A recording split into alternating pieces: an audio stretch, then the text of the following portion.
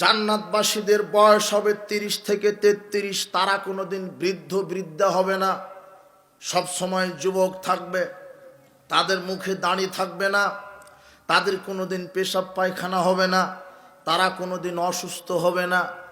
তাদের এত শক্তি থাকবে, এত নাজ নিয়ামত থাকবে। জান্নাতে শুধু নাজ আর নিয়ামত।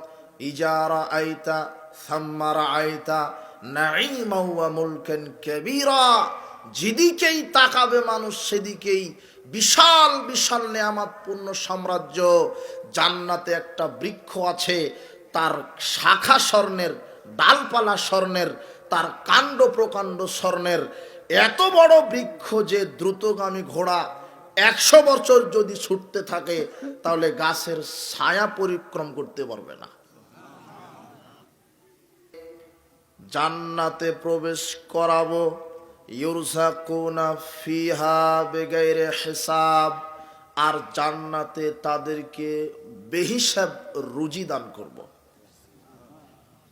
বেহিসাব রুজি।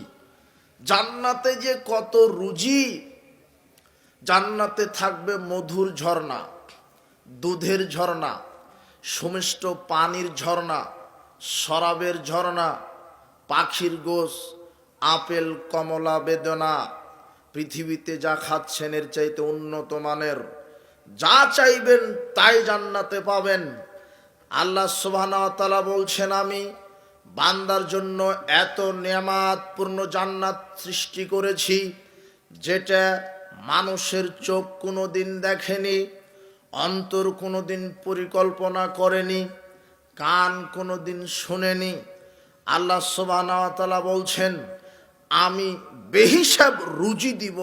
তার মানে আল্লাহ সুবহানাহু ওয়া তাআলা বলছেন, সারা পৃথিবীর সমস্ত মানুষ যদি একসাথে জান্নাতে ঢুকে যায়, বর্তমান পৃথিবীতে মানুষের সংখ্যা 800 কোটি। 800 কোটি মানুষ যদি জান্নাতে একসাথে ঢুকে যায়, আর 800 কোটি রকমের চাহিদা হয়, এখনো বুঝতে পারেননি। আমার মতো কয়েকজন ব্যক্তি যদি আপনার বাসায় মেহমান হিসেবে যায়, 20 জন আমরা গেছি আপনার বাসায়, আপনার এই সরিষাবাড়ি যে সবচাইতে ধনী মানুষ, সেই সবচাইতে ধনী মানুষের বাসায় আমরা গেছি 20 জন। 20 জন ব্যক্তি মেহমান হিসেবে যাওয়ার পরে একজনে বলছে যে আমি হরিণের গোশ খাবো, আর একজন বলছে যে আমি ওটের গোশ খাবো, আর একজন বলছে যে আমি মহিষের গোশ খাবো, আর একজন বলছে যে আমি ছাগলের গোশ খাবো, আর একজন বলছে যে আমি তিমি মাছ খাবো, আর একজন বলছে যে আমি বগুড়ার দই খাবো, আর একজন বলছে যে আমি সিলেটের নারিকেল খাবো। মানে 20 জন আর 20 রকমের চাহিদা। ও সরিষাবাড়ির সবচাইতে ধনী মানুষ হলেও ওই সময়তে 20 জন মানুষের চাহিদা পূরণ করতে পারবে না, নাকি পারবে? আল্লাহ সুবহানাহু ওয়া তাআলা বলছেন, ইউরযাকুনা বিগাইরি হিসাব। জান্নাতবাসীদের জন্য অগণিত অসংখ্য বেহিসাব রুজি রয়েছে। সারা পৃথিবীর সমস্ত মানুষ যদি একসাথে জান্নাতে প্রবেশ করে, বর্তমান পৃথিবীতে 800 কোটি মানুষ একসাথে যদি জান্নাতে প্রবেশ করে 800 কোটি রকমের চাহিদা পেশ করে, আল্লাহ সুবহানাহু ওয়া তাআলা বলছেন, আমি এক নিমিষেই সবার চাহিদা পূরণ করে দিতে পারি। এটা হলো নিয়ামতপূর্ণ জান্নাত, বেগাইরে হিসাব, অগণিত রুজি রুটি। শুধু অন্তরে পরিকল্পনা করবেন, সামনে এসে হাজির হয়ে যাবে। এটা হলো জান্নাত। আল্লাহ সুবহানাহু ওয়া তাআলা বলছেন, এই জান্নাত পাওয়ার জন্য প্রতিযোগিতা করো।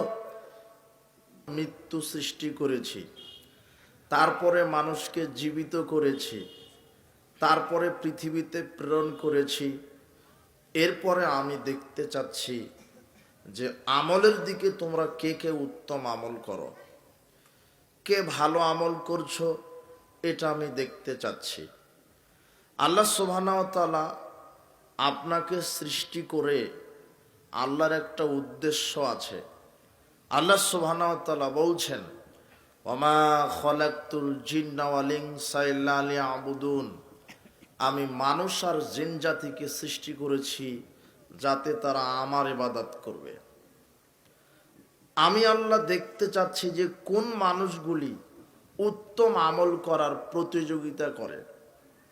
পৃথিবীতে দুইটা আমল আছে, একটা ভালো আমল, একটা খারাপ আমল। ভালো আমলের পরিণাম ভালো, খারাপ আমলের পরিণাম খারাপ।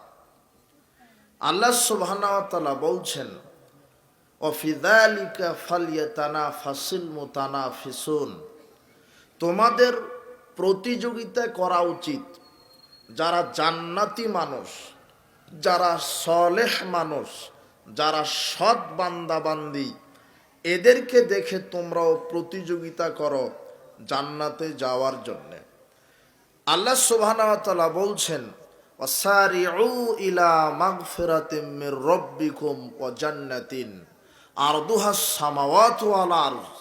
পৃথিবীর মানুষ, তোমরা তোমাদের রবের ক্ষমার দিকে দৌড়াতে থাকো, তোমরা তোমাদের রবের ক্ষমার দিকে ধাবিত হও এবং সেই জান্নাতের দিকে ধাবিত হও, সেই জান্নাতকে পাওয়ার জন্য প্রতিযোগিতা করো যেই জান্নাতের বিশালতা আকাশ জমিনের চাইতে অনেক অনেক অনেক বড়। ওয়াইদাত লিল মুত্তাকিন, যেটা মুত্তাকিদের জন্য প্রস্তুত করা হয়েছে।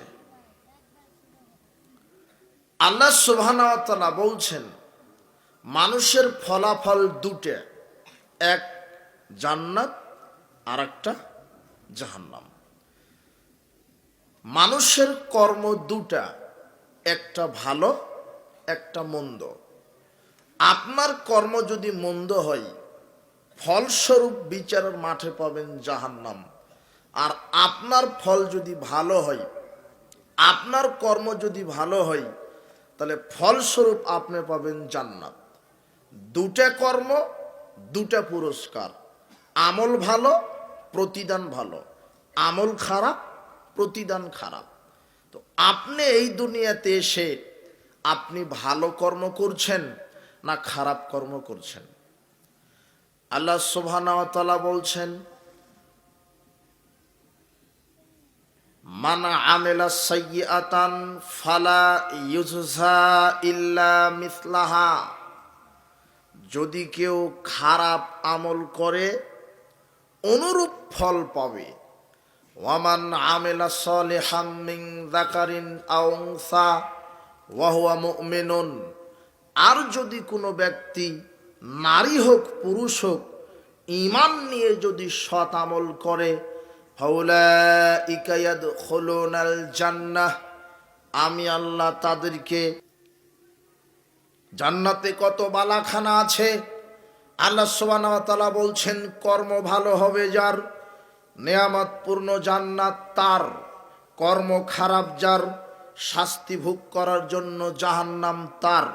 বলছিলাম আল্লাহ সুবহানাহু ওয়া তাআলা বলছেন, লাহা মা কাসাবাত ওয়া আলাইহা মাত্তাসাবাত, যে যা কর্ম করবে পৃথিবীতে অনুরূপ ফল পাবে। মান আমিলা সালিহান ফালিনাফসিহি, যে ভালো কাজ করে সে জান্নাতে যাওয়ার জন্যই করে। ওমান আসাফা আলাইহা, আর যে খারাপ আমল করছে তার জন্য পরিণাম জাহান্নাম। আপনি নিজেই বুঝতে পারবেন যে আপনি 24 ঘন্টাতে কি কি কর্ম করেন। এই কর্মতে আমার জান্নাতে যাওয়া সম্ভব নাকি জাহান্নামে যাওয়া সম্ভব, আপনি নিজে বুঝতে পারবেন। কেন? পৃথিবীতে সবচাইতে বিবেকমান জ্ঞানবান প্রাণী হচ্ছে মানুষ। মানুষের চাইতে বুদ্ধিমান বিবেকবান প্রাণী দ্বিতীয় কেউ নয়, ফেরেশতাও নয়।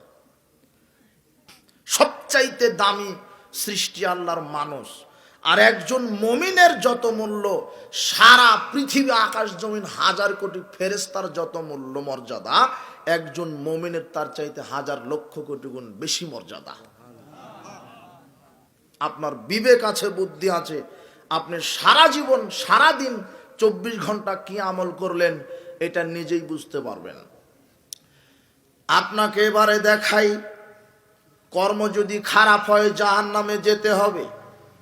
জাহান্নামের পরিচয় সম্পর্কে আল্লাহ সুবহানাহু ওয়া তাআলা বলছেন, ওয়াইলুল লিকুল্লি হুমাযাতিল লুমাযা, যারা সামনাসামনি মানুষকে গালি দেয় আর পিছনে অবর্তমানে গীবাত করে, যারা মানুষকে ঝগড়ার মাধ্যমে গালি দেয়, অশ্লীল কথা বলে, বেশি বেশি অভিশাপ করে, যারা মাঠে ময়দানে চায়ের দোকানে স্টলে মানুষের বদনাম গীবাত পরনিন্দা করে, আল্লাযী জামা মালা ওয়া আদ্দাদা, যারা তাদের সম্পদ জমা করে আর বারবার গণনা করে, ইয়াহসাবু আন্না মালাহু আখলাদা, আর ধারণা করে যে এটা যুগ যুগ ধরে থাকবে।